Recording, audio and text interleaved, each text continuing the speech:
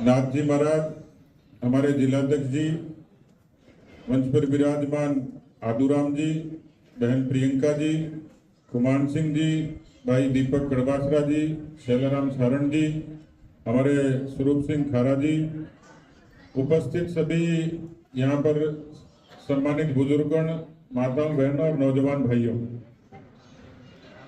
हम लोग राजनीति में हैं, इसलिए राजनीति के सुबह से लेकर शाम तक जो भी आदमी काम करता है, हर काम को लोग राजनीति से जोड़ते हैं। लेकिन मैं बहुत मजबूती से कहता हूं कि हर समय राजनीति और हर समय वोट की राजनीति नहीं होती। राजनीति का व्यक्ति भी समाज का व्यक्ति होता है और जितना काम राजनीति में करता है वो समाज के जरिए ही करता है।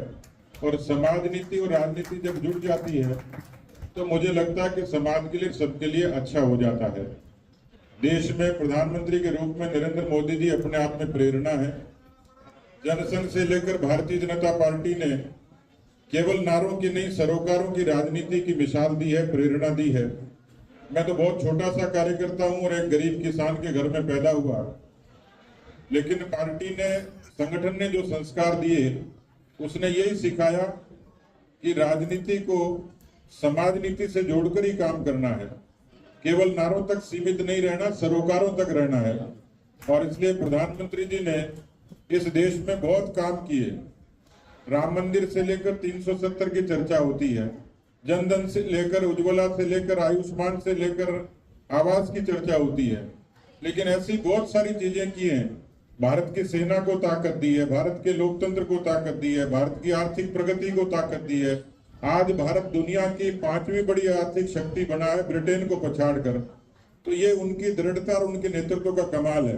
उस कमाल के पीछे हिंदुस्तान का जनमानस भी, आप जैसे लाखों करोड़ों कार्यकर्ता हैं जो अपने पसीने से, परिश्रम से इस पार्टी को खड़ा करते हैं। तो मैं इस सीमा क्षेत्र पर इसलिए आया हूं कि जिज्ञासु हूं, कार्यकर्ता हूं और इसलिए पूरे राजस्थान में पिछले 40 वर्षों से घूमता हूं।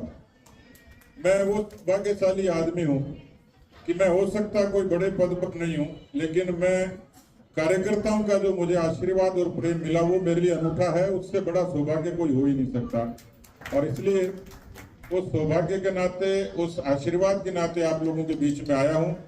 मोदी जी की एक अच्छी योजना है, सुकन्या समृद्धि योजना, जिसमें बच्ची पैदा होती है, 14 वर्ष तक उसका एक खाता खुलता है डाकघर में, बैंक में।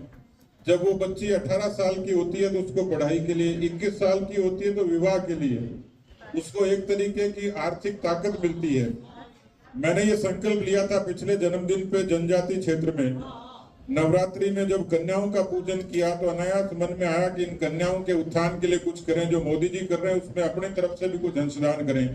तो जितने मेरे मित्र थे मैंने उन सबको आग्रह किया था कि कोई उपहार नहीं लेके आए, एक सामान्य और सादे तरीके से जन्मदिन को आशीर्वाद के रूप में लें।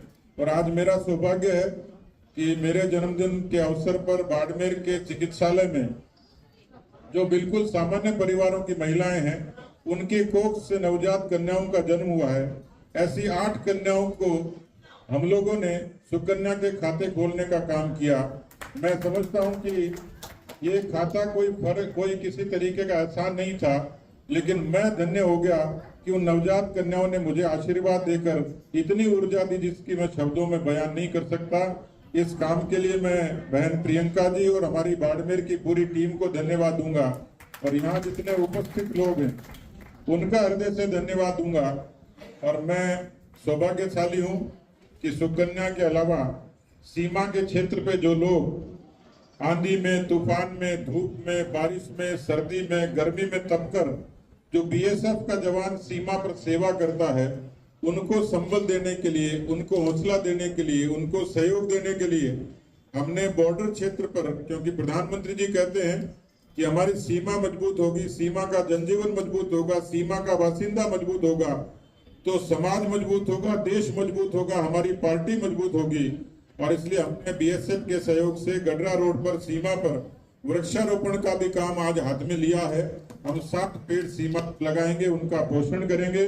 और ऐसे अवसर पर जिसमें रक्तदान, वृक्षारोपण और सुकन्या के खातिर, मैं अपने आप को समझता हूं कि मालानी की इस धरती पर जो समस्याओं की छाती पर पैर रखकर जो जीवन यापन करता वो मारवाड़ का मालानी का व्यक्ति है। मैं इस मालानी की धरती को, मारवाड़ की धरती को बार बार प्रणाम करता हूँ कि जिन्होंने मुझे आने के लिए प्रेरित किया और इतना सारा आशीर्वाद दिया। मैं एक बार फिर से संतों के चरणों में नमन प्रणाम करते हुए, हमारी तमाम राजनीतिक शक्ति को प्रणाम करते हुए, आप सबका वंदन अभिनंदन करते हुए मैं आप सबका एक बार फिर से धन्यवाद देता हूं। इस योजना को आशीर्वाद दें और हम सब मिलकर इन बच्चियों के भविष्य को सुखद बनाने का काम करें। आप सब लोगों को एक बार बहुत बहुत धन्यवाद। जय हिंद, जय भारत।